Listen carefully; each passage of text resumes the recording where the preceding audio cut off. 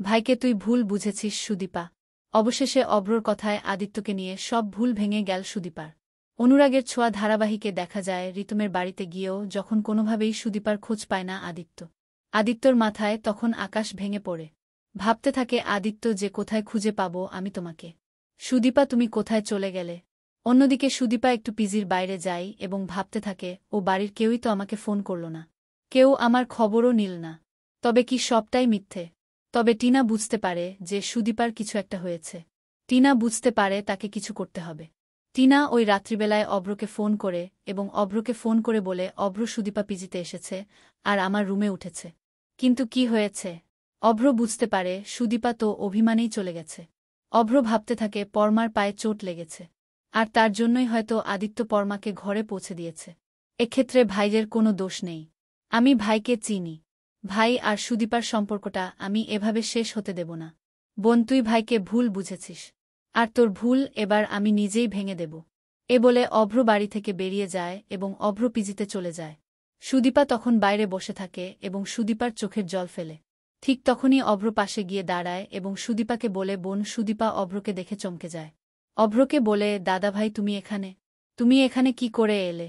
অভ্র সুদীপাকে বলে টিনা আমাকে সবটাই বলেছে। সুদীপা অভ্রকে বলে তুমি চলে যাও দাদাভাই। আমি আর ও বাড়িতে ফিরব না।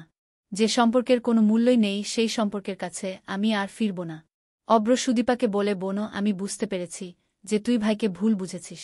ভাইকে আমিও ভুল বুঝেছিলাম, এমনকি পরমাকেও ভুল বুঝেছিলাম। কিন্তু ভাই আর পরমার মধ্যে কোনো সম্পর্ক নেই। পরমা হুজুর খেয়ে পড়ে গিয়েছিল আর পায়ে বেশ চোটও পেয়েছে আর ডক্টর পরমাকে বেড রেস্ট নিতে বলেছে। ভাই শুধু নিজের রেসপন্সিবিলিটি থেকেই তার বৌদির জন্য করেছে, অন্য কোনো কিছু ভেবে নয়। তুই ভাইকে ভুল বুঝেছিস। সুদীপা কথাটা শুনে একটু অবাক হয়। ভাবতে থেকে পরমার পায়ে চোট লেগেছে। অভ্র সুদীপাকে বলে হ্যাঁ রে বোন আমি ঠিকই বলছি। তুই ভাইকে ভুল বুঝেছিস। ভাই শুধু তোকেই ভালোবাসে আর তোর জন্যই ভাই আজ একটা সারপ্রাইজ পার্টির আয়োজন করেছিল। তুই ভাইয়ের জীবন থেকে চলে গেলে ভাই খুব কষ্ট পাবে। তুই আমাদের পরিবারটাকে এভাবে ভেঙে দিস না। বাড়ি ফিরে চল বোন, বাড়ি ফিরে চল। অভ্রর কথায় সব ভুল ভেঙে যায় সুদীপার। বুঝতে পারে সে আদিত্যকে ভুল বুঝেছে। সুদীপা অভ্রকে বলে দাদাভাই আমি ফিরব, আমি বাড়ি ফিরব। যখনই বাড়িতে ফেরার জন্য অভ্রর সাথে যেতে যায় সুদীপা তখনই সামনে এসে দাঁড়ায় আদিত্য। আদিত্য রাস্তা ধরেই যেতে থাকে আর সুদীপাকে দেখে আদিত্য চমকে যায় এবং ছুটতে গিয়ে জড়িয়ে ধরে। তো বন্ধুরা তোমরা এটাই চাও তো যে এভাবেই যেন অভ্র সুদীপার সব ভুল ভেঙে দেয় এবং আদিত্য সুদীপার মাঝে সব ভুল বোঝাবুঝি মিটে যায়? কমেন্ট করে জানাতে ভুলো না।